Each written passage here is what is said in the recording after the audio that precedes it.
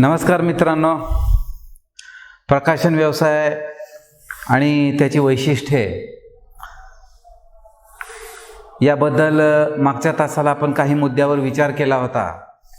त्यामध्ये आपण म्हटलं होतं की या प्रकाशन व्यवसायाची काही वैशिष्ट्ये आहेत। त्यामध्ये व्यक्तीनुसार व्यवसाय हे एक वैशिष्ट्य आपण मागच्या तासाला पाहिलं होतं। दर्जेदार सकस साहित्याला प्राधान्य हे एक वैशिष्ट्य आपण पाहिलं होतं। शिवाय प्रकाशन व्यवसायामध्ये स्वतःचं एक साहित्य मंडळ किंवा लेखक मंडळ आणि कलाकृतीमुळे किंवा लेखकामुळे प्रकाशकाला प्रसिद्धी मिळते, अशा काही वैशिष्ट्यांचा या ठिकाणी विचार केल्यानंतर आपण पुढल्या मुद्द्याकडे आपण थोडंसं वळूया। जी काही प्रकाशन व्यवस्थेचं पुढचं वैशिष्ट्य आहे ती वितरण व्यवस्थेवर सुद्धा आपण मागच्या तासाला विचार केला होता। वितरण व्यवस्थेमध्ये आपण पाहिलं होतं की या कोणत्याही क्षेत्रात प्रभावी वितरण व्यवस्था असणं अत्यंत आवश्यक असतं आणि प्रकाशन व्यवसायामध्ये सुद्धा या वितरणाला अत्यंत महत्त्वाचं असं स्थान दिलं गेलेलं आहे। जी काही या ठिकाणी वितरण व्यवस्था आहे ही वितरण व्यवस्था अत्यंत प्रभावी असणं हे अत्यंत महत्त्वाचं आहे। आता वाचकांनी प्रकाशित केलेली जी पुस्तकं आहेत, प्रकाशकांनी जी प्रकाशित केलेली पुस्तकं आहेत ती वाचकांपर्यंत पोहोचवणं, त्यासाठी वितरण व्यवस्था ही अत्यंत चांगली कार्यरत असणं हे अत्यंत आवश्यक आहे। शिवाय नव्या तंत्रज्ञानानुसार व्यवसाय या मुद्द्याकडे आपण वळल्यानंतर आपल्याला असं म्हणावं लागेल की मराठीमध्ये महाराष्ट्रामध्ये असंख्य अशा प्रकाशन संस्था सध्या कार्यरत आहेत। मराठी प्रकाशन व्यवसाय हा एक सांस्कृतिक व्यवहार असा मानला गेला। असं असलं तरी या ठिकाणी काही प्रचंड पुस्तकांचा खप या ठिकाणी किंवा विक्री होत असताना अशी दिसते आणि यामध्ये अलीकडच्या काळामध्ये अनुवादित साहित्याचा खप वाढतो आहे असं नकळत आपल्या लक्षात येतं। अशा अवस्थेमध्ये अशाच प्रकारचं किंवा तशाच प्रकारचं जे साहित्य आहे हे साहित्य प्रकाशित करणं हे आवश्यक ठरतं। आता काळाची पावलं ओळखून या ठिकाणी प्रकाशन व्यवसाय करणं अत्यंत गरजेचं आहे, अन्यथा कदाचित तोटा होण्याची सुद्धा शक्यता असते। आता प्रकाशन व्यवसायासमोर अशी काही जागतिकीकरणाचं जी काही आव्हानं आहेत ती आव्हानं आपल्याला या ठिकाणी पाहायची आहेत की आज आपण बघतो जागतिकीकरणाच्या काळामध्ये या प्रकाशन व्यवसायासमोर वेगवेगळी आव्हानं उभा ठाकलेली आहेत। कारण आता तंत्रज्ञान अत्यंत प्रगतीपथावर गेलेलं आहे आणि अशा तंत्रज्ञानाच्या प्रगतीपथावर जाण्यामुळं या ठिकाणी ई बुक्स निर्माण झालेलं आहे किंवा ऑडिओ बुक्स या ठिकाणी असं नवं तंत्रज्ञान आलेलं आहे। आता आपण मोबाईलमधून सुद्धा या ई बुक्सचा वापर आपल्याला करता येतो, ई बुक्सची देवाणघेवाणसुद्धा आपल्याला या ठिकाणी करता येते।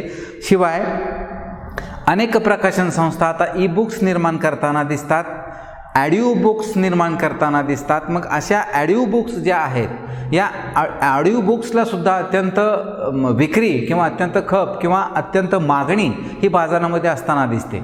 अर्थात या ठिकाणी जी व्यक्ती असेल, जो वाचक असेल, तो वाचक एकाच पुस्तकामध्ये असा गुंतून पडून राहण्यापेक्षा प्रवासामध्ये जाताना मग तो विमान असेल, रेल्वे असेल, एसटी असेल, अशामध्ये ऑडिओ पुस्तकाचा किंवा बुकचा वापर करतो, हेडफोन कानाला लावून अशी पुस्तकं ऐकत असतो।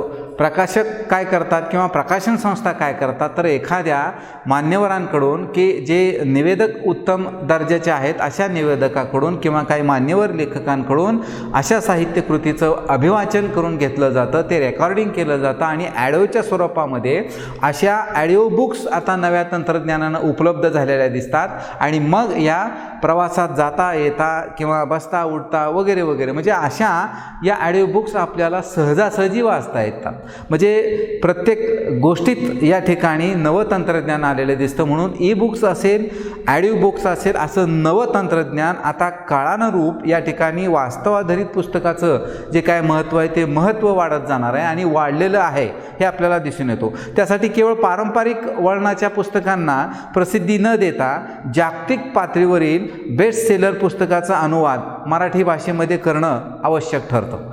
आता जी जागतिक दर्जावर अत्यंत गाजलेली पुस्तकं आहेत अशा महाराष्ट्रात अनेक प्रकाशन संस्था आहेत की जागतिक स्तरावर जी गाजलेली पुस्तकं आहेत, जागतिक भाषा इंग्रजी आहे, मग अशा किंवा आणखी वेगवेगळ्या भाषेतली गाजलेली पुस्तकं आहेत ती मराठी भाषेमध्ये अनुवाद करायची आणि मग असं साहित्य, असं ज्ञान, असं साहित्यकृतीतील जे काही ज्ञान आहे ते सगळं मराठी भाषेतून या ठिकाणी आपल्याला अनुवादित केल्यामुळं सर्वसामान्य वाचकांपर्यंत पोहोचतं. सर्वसामान्य वाचकाला तळागाळातल्या इंग्रजी येईलच असं नाही, म्हणून इंग्रजी असेल किंवा आणखी वेगवेगळ्या काही भाषा असतील अशा भाषेत गाजलेली जी पुस्तकं आहेत या पुस्तकाचा अनुवाद करणं हे अत्यंत आवश्यक असतं. म्हणून या ठिकाणी या गोष्टी या अनुवादित साहित्याच्या दृष्टिकोनातून या प्रकाशकांना फायदेशीर ठरतात. म्हणून अनुवादित साहित्यसुद्धा या ठिकाणी नव्या तंत्रज्ञानानुसार प्रकाशित केलं पाहिजे आणि ते ज्ञान, जागतिक स्तरावरचं ज्ञान सर्वसामान्य ग्रामीण भागातल्या वाचकांपर्यंत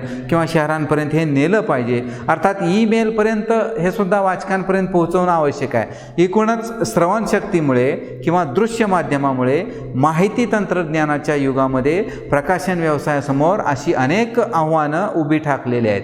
म्हणजे आता नवं तंत्रज्ञान जर आपण आत्मसात केलं नाही अशा वेगवेगळ्या प्रकाशन संस्थेनं तर कदाचित यापुढे वाचक, अर्थात या साहित्यकृती ज्या प्रकाशित होतात त्यालासुद्धा बाजारामध्ये प्रचंड मागणी आहे. पण नव्या तंत्रज्ञानानं जर आपण या ठिकाणी विचार केला तर त्याला ऑडिओ बुक्स असेल किंवा या ठिकाणी ई बुक्स असेल, या दोन्ही गोष्टी अत्यंत प्रगतीपथावर जाताना दिसतात. यालासुद्धा बाजारामध्ये प्रचंड वाचकांकडून मागणी असलेली दिसते. म्हणून या ठिकाणी नव्या तंत्रज्ञानाची आव्हानं या प्रकाशन संस्थेपुढं मोठी असलेली दिसतात. म्हणून नवीन तंत्रज्ञान हे या प्रकाशन व्यवसायाने आत्मसात करून त्या प्रकारे व्यवसाय केला पाहिजे. असा अनेक प्रकाशन संस्थेनं व्यवसाय केलेला आहे, करत आहेत, करतील. म्हणून या ठिकाणी जो काही लेखक आहे किंवा प्रकाशक आहे अशा आव्हानांना तो समर्थपणे समोर जाऊ शकतो. अर्थात या ठिकाणी संहिता निवड करायची. जो काही प्रकाशक असतो तो कोणत्याही पुस्तकाचं अथवा या ठिकाणी या ग्रंथामध्ये संहितेला फार मोठं महत्त्व असतं. जो काही लेखक आपल्या साहित्यकृतीची स्क्रिप्ट लिहितो म्हणजे संहिता लिहितो, या संहितेला अत्यंत महत्त्व आहे. संहिता म्हणजे काय तर पुस्तकात छापला जाणारा मूळ मजकूर, याला संहिता असं म्हटलं गेलेलं आहे. आता संहिता निवडीमध्ये प्रकाशक, संपादक आणि प्रकाशन संस्थेतील काही तज्ज्ञ व्यक्ती असतात. त्या वेगवेगळ्या भूमिका या ठिकाणी अत्यंत निर्णायक भूमिका बजावत असतात आणि मग ते आपलं कार्य या संहिता निवडीचं करीत असतात. आता संहितेमध्ये या ठिकाणी काय तर अत्यंत महत्त्वाचे सामाविक असणारे काही घटक आहेत. आता पुस्तकामध्ये या ठिकाणी संहिता विभागामध्ये स्वतंत्र सुरुवातीच्या पानाचा बराचसा भाग जर काही मोठा असेल तर शीर्षकामध्ये एखादं पृष्ठ या संहितेपूर्वी काय करावं लागतं तर या ठिकाणी टाकणं हे सोयीस्कर जातं. आता संहितेमध्ये जी काही प्रकरणं आहेत ती प्रकरणं अनेक विभागामध्ये विभागलेली असतात.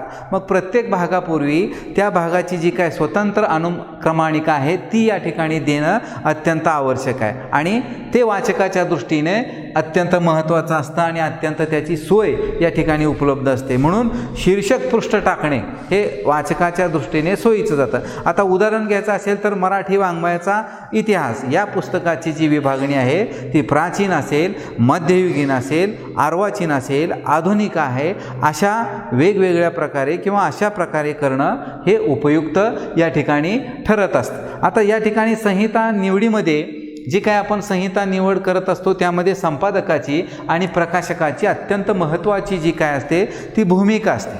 आता लेखक काय करतो, अशा ज्यावेळेस लेखन करतो त्यावेळेस संहिता निवडीचं जे काम आहे ते प्रकाशन संस्थेकडे येतं. मग संपादक असेल, प्रकाशक असेल, काही त्या प्रकाशन संस्थेमध्ये काम करणाऱ्या तज्ज्ञ व्यक्ती असतील, अशा तज्ज्ञ व्यक्ती काय करतात तर या संहितेची निवड करत असताना ती संहिता पूर्ण वाचली जाते. त्यातल्या ज्या काही त्रुटी आहेत, काही आक्षेपार्थ विधानं असतील, काही नको असलेला भाग असेल, काही अश्लीलशील, टीकात्मक वगैरे वगैरे ज्या काही गोष्टी असतील त्या काढून टाकतात किंवा त्याच्यावर ऑब्जेक्शन घेतलं जातं. त्यांना काढण्यासाठी लेखकाला विनंती केली जाते. मग संपादकाकडे असं जे लेखन आहे हे लेखन या प्रकाशनासाठी आलेलं असतं. मग त्यामधून नेमकं आणि दर्जेदार संहिता निवडावी लागते आणि मग आपल्या प्रकाशन संस्थेतली जी काही यापूर्वी आपण म्हटलं ही सगळी तज्ज्ञ व्यक्ती या ठिकाणी काय करतात, या शिफारशीनुसार म्हणजे तज्ज्ञ व्यक्तीच्या शिफारशीनुसार बहुतेक वेळा संपादक प्रकाशक अशा उत्तम किंवा उत्कृष्ट संहितेची तो निवड करतो आणि मग या ठिकाणी संहिता निवडत असताना या प्रकाशकाला, संपादकाला किंवा त्यात काम करणाऱ्या तज्ज्ञ मंडळीला सुद्धा काही घटकांच्या आधारेच ही या ठिकाणी काय करावं लागते, या संहितेची निवड करावी लागते. म्हणजे संहिता निवड करत असताना प्रकाशन संस्थेतले अनेक तज्ज्ञ लोक असतात. म्हणजे आता या ठिकाणी पहिला घटक कुठला असेल तर वाचन हा अत्यंत महत्त्वाचा आहे. संहिता निवड करत असताना एखादा हस्तलिखित ज्यावेळेस प्रकाशनासाठी निवडताना किंवा स्वीकारताना त्याचं वाचन करूनच मग तो स्वीकारतो आणि हे वाचन प्रामुख्याने प्रकाशक किंवा त्यानं नियुक्त केलेले संपादक किंवा तज्ज्ञ समिती हे करत असते. आणि हे वाचन करत असताना ही सगळी तज्ज्ञ मंडळी अत्यंत बारकाईने वेगवेगळ्या गोष्टींचा त्या ठिकाणी विचार केला जातो किंवा ही सगळी तज्ज्ञ मंडळी विचार करतात. मग जे लेखन आहे ते प्रकाशनाच्या वळणाशी किंवा प्रकाशन करण्याशी जुळणारं आहे का, किंवा हस्तलिखित वाचन करत असताना प्रकाशनासाठी जी संहिता निश्चित करत असतो ती योग्य आहे का, हे या ठिकाणी ठरवलं जातं आणि मग या ठिकाणी अशा संहितेचं वाचन केलं जातं. ही तज्ज्ञ मंडळी अशा संहितेचं वाचन करीत असतात आणि पुढचा संहिता निवड करतानाची या ठिकाणी घटकांचं जे मूल्यमापन करत असताना आपण दुसरा घटक या ठिकाणी सांगू की बाजारातील मागणी काय याचा सुद्धा अभ्यास केला जातो. म्हणजे जी संहिता प्रकाशक, संहिता संपादक, प्रकाशक जे काही या ठिकाणी तज्ज्ञ मंडळी असतात संहिता वाचत असतात, संहिता वाचल्यानंतर ती संहिता कशी आहे हे ठरवलं जातं. मग बाजारात मागणी काय, आता संहिता निवड करत असताना लेखकानं पाठवलेलं जे लेखन आहे ती संहिता आहे, यांना बाजारात मागणी आहे का याचा विचार केला जातो. मग वाचक वर्गाच्या ज्या काही आवडी आहेत, काय निवडी आहेत त्यानुसार पुस्तकांना मागणी आहे की नाही, त्याची उपयुक्तता काय, व्यावसायिक दृष्टिकोन बाळगून हे संहितेची निवड अशी करत असतात. आणि मग अलीकडच्या काळात उपयुक्ततावादी असेल किंवा विनोदी साहित्यात बाजाराला अधिक मागणी आहे की नाही, त्यामुळं या ठिकाणी वाचकांना किंवा अशा वाचकप्रिय अशा संहितेची निवड या ठिकाणी संपादक, प्रकाशक किंवा तज्ज्ञ मंडळी करत असतात. अर्थात प्रत्येक काळानुसार या ठिकाणी कोणत्या साहित्यकृतीस वाचकाकडून मागणी येईल हे सांगता येत नाही. म्हणजे कधी विनोदी साहित्याची लाट येते, कधी अनुवादित साहित्याची लाट येते, कधी सामाजिक कादंबरीची लाट येते, कधी राजकीय कादंबऱ्यांची लाट येते, नव्हे तर कधी अशा एखाद्या ग्रामीण कथासंग्रह असेल, दलित कथासंग्रह असेल, अशा एका कथा, कादंबरी, कविता, नाटक अशा वेगवेगळ्या साहित्यकृतीची मागणी या वाचकांच्या सोयीनुसार होत असते. ही मागणी काळानुसार बदलत असते. म्हणून जशी वाचकांची मागणी असेल, जशी बाजारातली मागणी असेल त्याप्रमाणे त्या साहित्यकृतीचा व्यावसायिक दृष्टिकोन बाळगून या ठिकाणी संहितेची निवड करणं हे संपादक, प्रकाशक किंवा तज्ज्ञ मंडळी असे करत असतात. अर्थात आणखीन एक बाजू ह्याला आहे की ज्या लेखकाची संहिता, साहित्यकृती आहे किंवा संहिता आहे त्या लेखकाची पत आणि प्रतिष्ठा ही समाजात आहे का. म्हणजे लोकप्रिय किंवा प्रसिद्ध साहित्याच्या या लेखकाला बाजारामध्ये नेहमी मागणी असते. आपण जर विचार केला तर वि. स. खांडेकर असतील, रणजित देसाई असतील, ना. सी. फडके असतील किंवा इंद्रजित भालेराव असतील किंवा बासी मर्ढेकर असतील किंवा विंदा करंदीकर असतील, वि. वा. शिरवाडकर असतील, असे अनेक दिग्गज जे लेखक किंवा अलीकडच्या काळात डॉक्टर सदानंद देशमुख असतील असे किंवा राजन गवस असतील, अशा दिग्गज लेखकांना या ठिकाणी समाजामध्ये प्रचंड मागणी असते. एक काळ असा वेगवेगळा हा येत असतो, प्रत्येक काळानुसार मागणी बदलत असते. म्हणून लेखकाची पत आणि प्रतिष्ठा ही सुद्धा संहिता वाचत असताना पाहिली जाते. जे काही लोकप्रिय किंवा जे प्रसिद्ध लेखक आहेत यांना या बाजारामध्ये प्रचंड मागणी असते, त्यांचा खास असा विशिष्ट वाचक वर्ग असतो आणि मग त्यांनी लिहिलेलं कोणतंही पुस्तक प्रकाशित केलं तर वाचक प्राधान्याने त्यांचे पुस्तक खरेदी करतात. आणि असं आहे, बरेचसे जण वाट पाहतात की अमक्या लेखकाचं, समजा आपण ययातीचं उदाहरण घेतलं, वि. स. खांडेकरांची गाजलेली कादंबरी, आणि मग खांडेकरांची दुसरी साहित्यकृती बाजारात कधी येते याची वाचकांना उत्सुकता वाटते आणि मग ते वाचक काय करतात, त्यांची दुसरी साहित्यकृती बाजारात आली की त्याच्यावर खरेदीसाठी तुंबड किंवा गर्दी करते किंवा त्याला मागणी असते. अलीकडच्या काळात विश्वास पाटलांचं जर उदाहरण दिलं तर विश्वास पाटलांनी सुद्धा अनेक दर्जेदार अशा कादंबऱ्या लिहिलेल्या आहेत. म्हणून जो वाचक आहे तो पुढे या ठिकाणी वेगवेगळ्या कथासंग्रह असेल, कादंबरी असेल, काव्य असेल, नाटक असेल याचा प्राधान्याने विचार करून या वाचकांच्या मागणीनुसार हे साहित्य ठरवलं जातं आणि मग त्या ठिकाणी फारसा तोटा होत नाही प्रकाशकाला. का? कारण एखाद्या साहित्यकृतीचं जर बाजारात मागणी असेल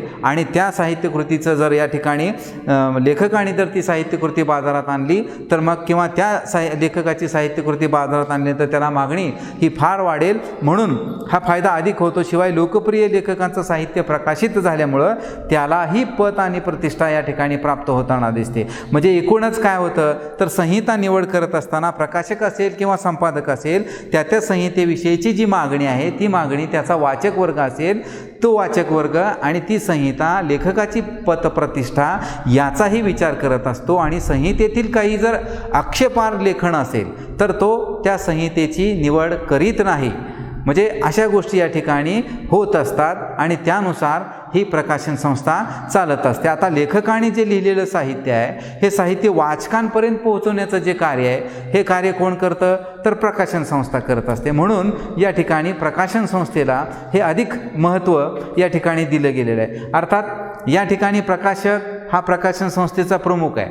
तो ग्रंथलेखनापासून ते त्याच्या विक्रीपर्यंत सर्व कृतीचं संयोजन घडवून आणत असतो. आणि मग लेखकाकडून प्रथमच त्यानं लिहिलेलं जे काय हस्तलिखित आहे किंवा या ठिकाणी त्यांनी लिहिलेलं जे काही संहिता आहे तो स्वीकारणं आणि योग्य त्या संहितेची निवड करणं आणि योग्य ते संस्करण करून ते अधिकाधिक कसं निर्दोष करता येईल याचा प्रयत्न करणं आणि मग ती मुद्रण परत तयार करण्याचा तो प्रयत्न करतो. आणि ही मुद्रण परत जी आहे ती तयार करून त्या पुस्तकाची छपाई ही या ठिकाणी होत असते. म्हणून प्रकाशकाची ती भूमिका पार पाडणं, त्याचं वाचन करणं, बाजारातील मागणी पाहणं या गोष्टी या ठिकाणी अत्यंत महत्त्वाच्या आहेत. आणि या सगळ्या नियोजनानुसार आर्थिक नियोजन करणं हेही या ठिकाणी महत्त्वाचं आहे. ते आर्थिक नियोजन करूनच या ठिकाणी मग भांडवल उभारणं, उत्पन्न आणि फायदा तोटा नफा या सगळ्या गोष्टी या ठिकाणी पाहिल्या जातात. आणि मग संबंधित जे तज्ज्ञ मंडळी त्या प्रकाशन संस्थेमध्ये काम करत असतात त्यांचा मोबदला, त्यांचं मानधन हे सर्व गोष्टी प्रकाशक करीत असतो. आणि प्रकाशन संस्थेत संपादन विभाग, निर्मिती विभाग, वितरण विभाग अशा वेगवेगळे विभाग या ठिकाणी जमा खर्चांचं घटकांचं महत्त्व राखूनच या ठिकाणी सगळे लोक काम करत असतात किंवा कार्य करीत असतात. एकंदरीत अशी प्रकाशन संस्था कार्य करीत असते. ठीक आहे, धन्यवाद.